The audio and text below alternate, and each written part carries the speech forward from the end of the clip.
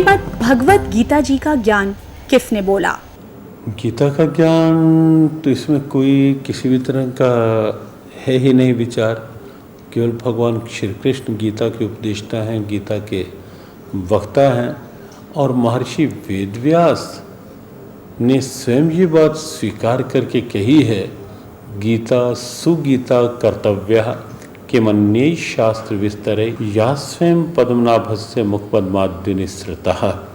गीता को जीवन का गीत बनाओ। क्यों? क्योंकि ये स्वयं साक्षात भगवान के मुख कमल से निःसृत निकली हुई दिव्य वाणी है। संजय गीता का एक ऐसा पात्र है जिसके पास दिव्य दृष्टि है, और उसने अपनी दिव्य दृष्टि से जब गीता ज्ञान सुना तो गीता के समापन श्लोकों में संजय ने स्वीकारा, योगम योगेश्वरात् कृष्णात् साक्षात कथ्यता स्वयं। मैंने स्वयं योगेश्वर भगवान श्री कृष्ण से साक्षात गीता का ज्ञान कथन करते हुए श्रवण किया है। तो इसमें तनिक भी संदेह नहीं कि गीता भगवान श्री कृष्ण के मुखारविंद से निकली हुई दिव्य वाणी है। प्रभु जी, यहाँ एक चीज़ और जानना चाहेंगे कि श्रीमद् भगवत गीता जी का क्या जो ज्ञान है वो किसने बोला है? गीता से गीता कर्तव्या के मन शास्त्र विस्तरे। गीता तो सुंदर गीता भगवान श्री कृष्ण पद्मनाभ के मुंह से निकली हुई वाणी। धर्म क्षेत्र कुरुक्षेत्र में जब ये महाभारत का युद्ध हो रहा था तो भगवान चाहते थे कि ये युद्ध न हो, उसके लिए उन्होंने बहुत मंत्रणा की। लेकिन जब युद्ध असंभावी हो गया तो अर्जुन ने कहा, सेनयोर मध्य रथम स्थापय में उचित है। हे अच्युत, दोनों सेनाओं के मध्य में इस रथ को ले चलो। जब उन्होंने देखा कि हमारे इष्ट मित्र, हमारे जो पूज्य हैं द्रोणाचार्य, कृपाचार्य और भीष्म पितामह इत्यादि रणांगण में खड़े हुए हैं, तो उन्होंने कहा कि नहीं नहीं, मैं युद्ध नहीं कर सकता। भिक्षार्चन करके मैं अपने जीवन का निर्वहन कर लूँगा, लेकिन मैं इन जो पूज्य व्यक्ति हैं उनका इस रणांगण में, इस रण के मैदान में मैं उनके ऊपर अस्त्र नहीं चला सकता। तब भगवान ने भगवत गीता का प्रवचन किया। फिर 5000 साल के बाद ये लुप्त प्राय हो गई। तभी वही दिव्य ज्ञान ऐसी भक्तिवेदांत स्वामी श्रील प्रभुपाद जी पूरे विश्व में इस गीता का आवंटन कर रहे हैं। मुक्त कंठ से पूरे विश्व को 100 भाषाओं में गीता का ज्ञान दे रहे हैं।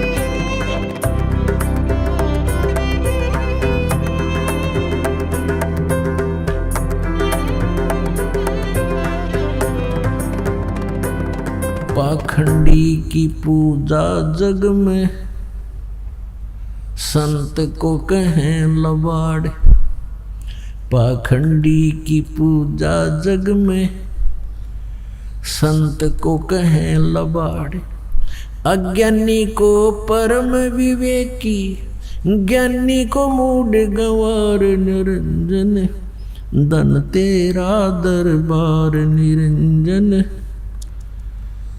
धन तेरा दरबार। जहाँ पर तनिक न न्याय विचार।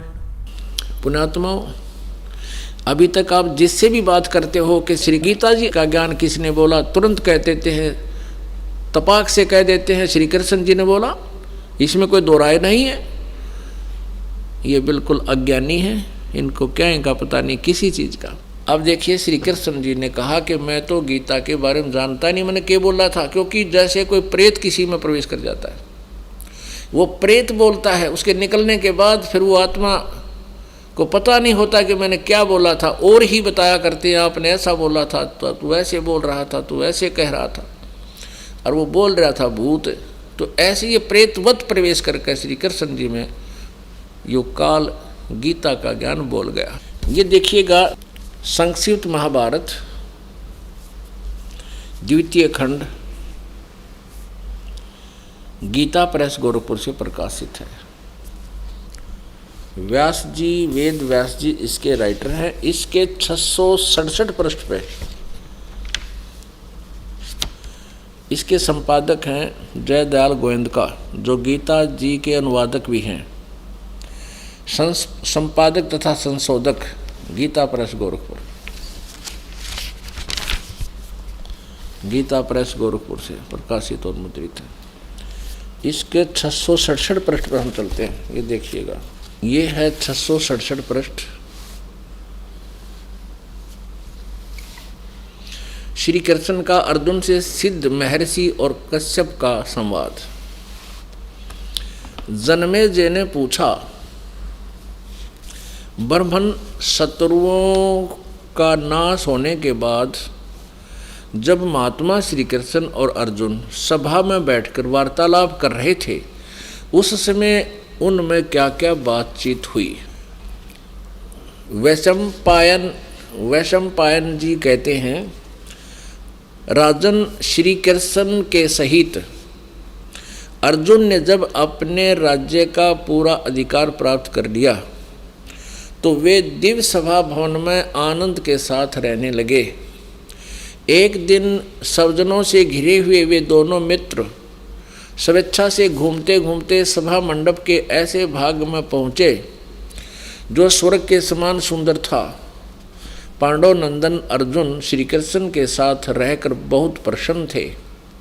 उन्होंने एक बार उस रमणीय सभा की ओर दृष्टि डालकर भगवान से ये वचन कहा, देवकी नंदन, जब युद्ध का अवसर उपस्थित था उसमें मुझे आपके माध्यम का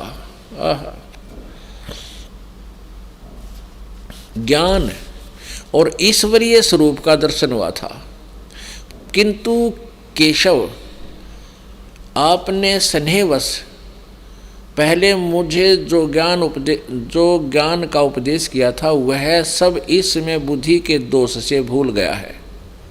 यानी जो गीता ज्ञान सुनाया था युद्ध के दौरान, अब मैं भूल गया। अर्जुन बोल रहा है, उन विषयों को सुनने के लिए बारंबार मेरे मन में उत्कंठा होती है कि वो ज्ञान गीता वाला मुझे फिर सुना दे, मैं सुनना चाहता हूँ। इधर आप जल्दी ही द्वारका जाने वाले हैं, अतः पुनः वह सब विषय मुझे सुना दीजिए। पुण्यात्माओं, अर्जुन भगवान श्री कृष्ण जी से कह रहे हैं कि भगवान, जो गीता जी का ज्ञान आपने युद्ध के दौरान सुनाया था उसको मैं भूल चुका हूँ और वही ज्ञान मुझे फिर सुनाइए, मेरी बहुत प्रबल इच्छा है सुनने की।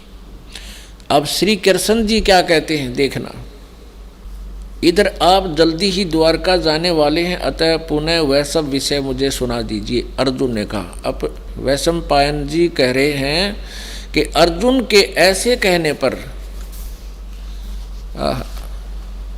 वक्ताओं में श्रेष्ठ महातेजस्वी भगवान श्री कृष्ण ने उन्हें गले से लगाकर इस प्रकार उत्तर दिया। श्री कृष्ण बोले, अर्जुन, उस समय मैंने तुम्हें अत्यंत गोपनीय विषय का श्रवण कराया था।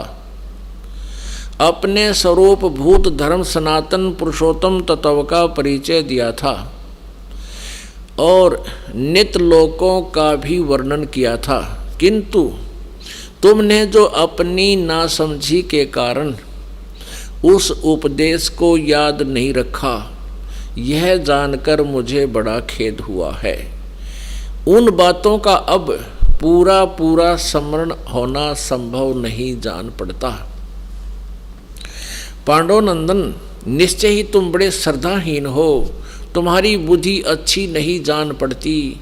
अब मेरे लिए उस उपदेश को ज्यों का त्यों दुहरा देना कठिन है, क्योंकि उस समय योग युक्त होकर मैंने परमात्म तत्व का वर्णन किया था। पुण्यात्माओं, अब श्री कृष्ण जी अर्जुन पर तो डांट मार रहे हैं, धमका रहे हैं कि तू बड़ा श्रद्धाहीन है, तेरी बुद्धि अच्छी नहीं है, तूने याद क्यों नहीं रखा गीता जी के ज्ञान को।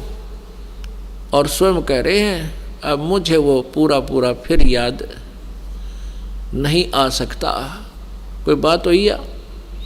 इसे सीधे श्री कृष्ण जी ने कह का भी नहीं पता था कि गीता में मैंने बोला क्या है। पुण्यात्माओं, अब ये दास सत्संग कर रहा है जिस विषय पर, और आप सुन रहे हो, जो प्रथम बार इस ज्ञान को सुनेगा उसको 20% याद रहेगा मुश्किल से। और मैं वक्ता हूँ, अपनी होश में बोल रहा हूँ, तो मुझसे कभी सुन लेना, उसी समय सुना दूंगा, क्योंकि मैं अपने होश में बोल रहा हूँ।